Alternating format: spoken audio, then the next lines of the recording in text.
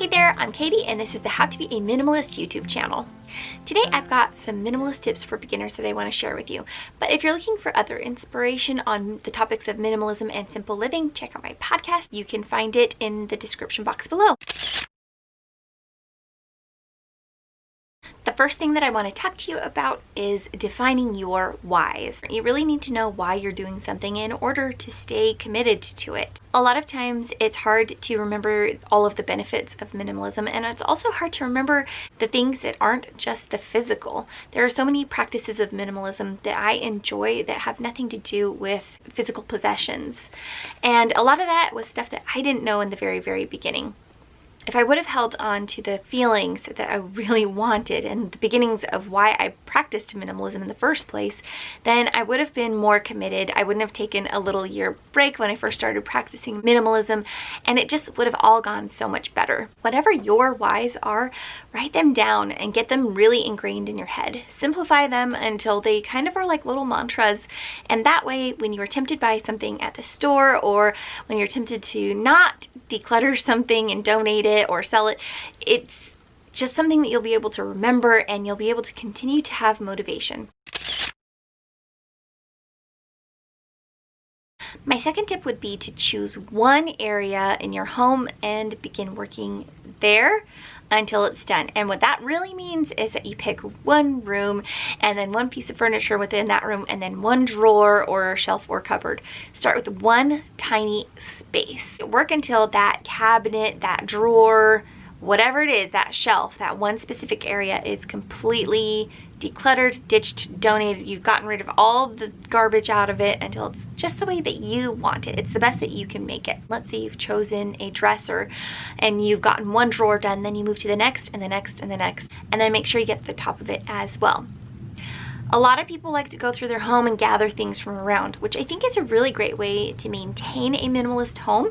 But when you're first starting out, and if you have not decluttered or gone through anything yet, this is actually a really important step to make sure that you get something done, because gathering a bunch of stuff from around your house is great, but you will not see a significant change this way.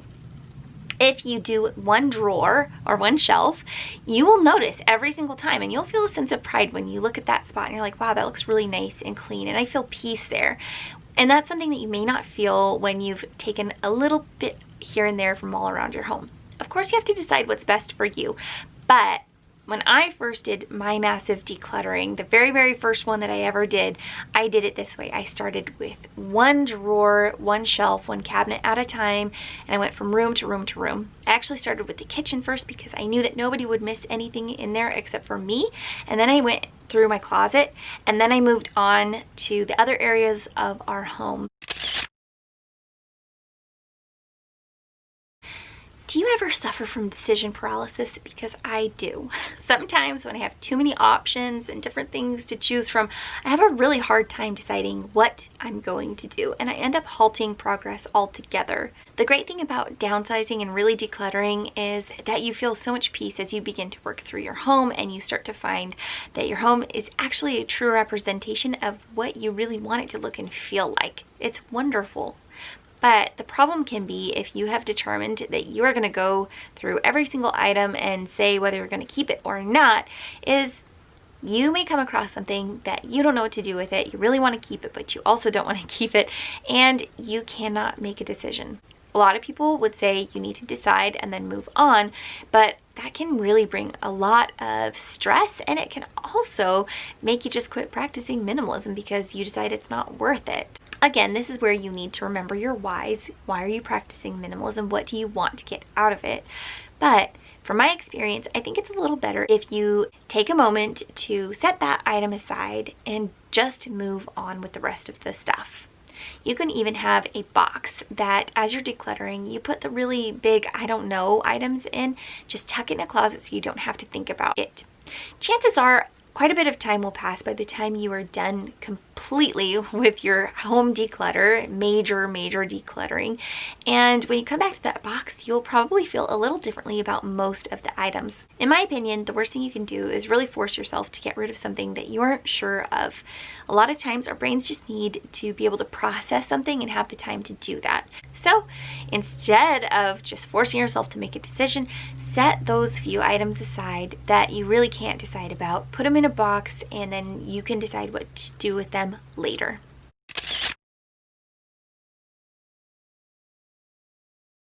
A really important step that beginner minimalists sometimes miss is that step of looking around and seeing what areas of their life they want minimalism to affect. Like I said kind of in the beginning, a lot of times people think that minimalism only affects physical items, but it's just not true. It affects so many different aspects of your life. Take a look at your schedule. What do you have on there that's cluttering up your life? What do you have in your budget book that you could condense down? Another aspect of this is looking at the things that are not in your life on your calendar and in your budget that you would really, really like to make time for. Maybe you haven't been hiking in a long time and you really want to do that. Maybe there's a skill that you would like to learn that you haven't made time for. It's just as important to look at our schedule, our money, our budgets, all of those things that make up a big part of our lives, and decide what is important that is in our lives and what is unimportant that is in our lives that we can let go of so that we can make more room for the good things that we want. Practicing minimalism the way that you want to practice it and the way that you're ready to practice it right now is so important. It will get you farther along than most things will, just to accept that you're practicing minimalism the way that you can right now.